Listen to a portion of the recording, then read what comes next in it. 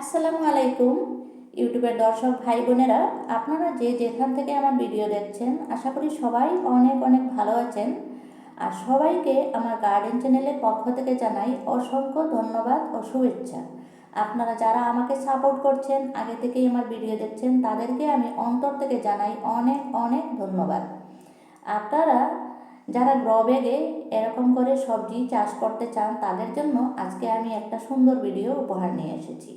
কিভাবে এই গ্রো ব্যাগটা রেডি করবেন, কিভাবে গ্রো ব্যাগটা পুরট করবেন মাটি দিয়ে, তাই নিয়ে হচ্ছে আমার আজকের ভিডিও। আমি যেভাবে গ্রো ব্যাগে 12x12 গ্রো ব্যাগে লাগিয়েছি ফুলকপি, বিন, তারপরে দেখুন ধনিয়া, পেঁয়াজ, ছোটো ছোটো পাত্রে লঙ্কা, তারপরে হচ্ছে বেগুন গাছ, ধনেপাত ছোটো ছোটো কন্টেনারে, এখানে কিছু চারা রেখেছি, তারপরে টমেটো, সিম, এই যে দেখুন এগুলো আমি করেছি। আপনারা যদি ঠিক এইভাবে করতে চান তাহলে আমি যেভাবে গ্রো ব্যাগ রেডি করছি সম্পূর্ণ অর্গানিকভাবে রেডি করুন গ্রো ব্যাগ। প্রথমেই নিয়ে নিলাম আমি 12x12 একটা গ্রো ব্যাগ।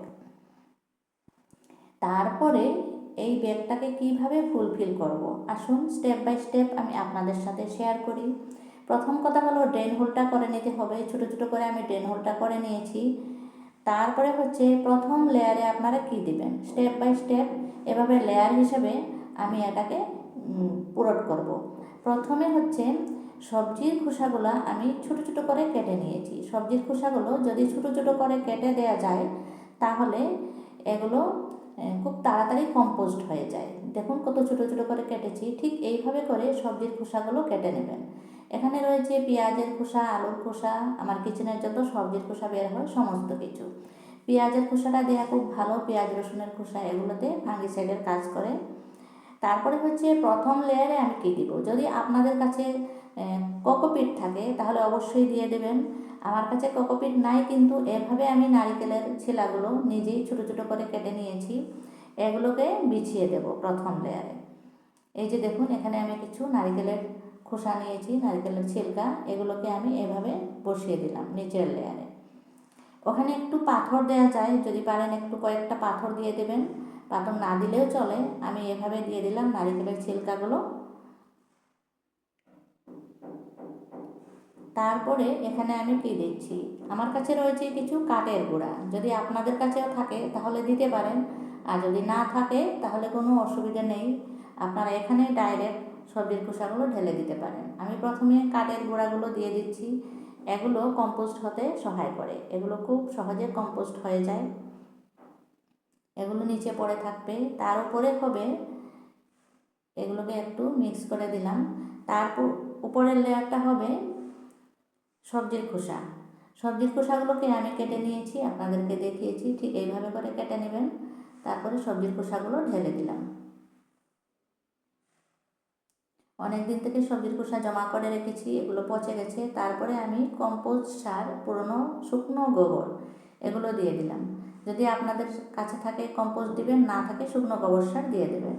তার উপর দিয়ে আমি ঠিক এইভাবে মাটি দিচ্ছি। আমার কিচেনের মাটি যেটা ব্যবহার করা হয়, যদি পুরনো ব্যবহার করা মাটি থাকে সেটাও দিতে পারেন, নতুন মাটিও দিতে পারেন। আর যদি আপনাদের কাছে নদীর বালু থাকে তাহলে কিছুটা নদীর বালু মিক্স করে দিতে পারেন। তারপরে আরেক লেয়ার আমি সবজির খোসা দিচ্ছি, দেখতে পাচ্ছেন। মাটি দেওয়ার পরে তারপরে আবার উপর দিয়ে সবজির খোসা, একটা স্তরে স্তরে এভাবে সাজাতে হয়। সবজির খোসাগুলো দিয়ে তার উপর দিয়ে আরেকটা স্তর আমি মাটি দেব। এখানে আমি আরেকটা স্তর মাটি দিয়ে দিচ্ছি। মাটিগুলো যখন সবজির খোসার উপর দিয়ে দেওয়া হয় তখন সবজির খোসাগুলো খুব তাড়াতাড়ি কম্পোস্ট হয়ে যায়। ঠিক এইভাবে করে আপনারা গ্রো ব্যাগটা সাজাবেন। তারপরে কিছুদিন ঢাকা দিয়ে রেখে দেবেন। যদি সময় হাতে থাকে তাহলে মাসখানেক রেখে দিলে বেশি ভালো হয়, আর যদি বেশি সময় না থাকে তাহলে কম সময়ের মধ্যেও গাছ দিতে পারেন, ধীরে ধীরে এগুলো কম্পোস্ট হতে থাকবে নিচের দিকে। আমি যখন সময় হাতে থাকে তখন রেখে দিই অনেক দিনের জন্য, আর যখন আমার তাড়াতাড়ি গাছ লাগাতেই হবে তখন এভাবে করে আমি মাসের ভিতরে 15 দিনের ভিতরেই গাছটা লাগিয়ে দিই। এবার মাটিগুলো এভাবে উপর দিকে সমান করে দিলাম। তারপরে আমি আবার ঢাকা দিয়ে রেখে দিলাম। তারপরে দিন পুরা হলে দেখুন আমি সবজির গাছ লাগিয়েছি। এখানে আমার রয়েছে কিছু আলুর গাছ, আপনাদেরকে দেখাই নাই। এখানে রয়েছে সিম, কত সুন্দরভাবে ধরেছে। আর গ্রো ব্যাগ রেডি করে কী গাছ লাগিয়েছি সেটা তো প্রথমেই দেখিয়ে দিয়েছি আপনাদেরকে। আপনারা যারা বাগান করে ভালোবাসেন তাহারা অতি অবশ্যই আমার চ্যানেলটাকে সাবস্ক্রাইব করে দেবেন। আমি ফুলের বাগান আর সবজির বাগান দুটোই করে থাকি।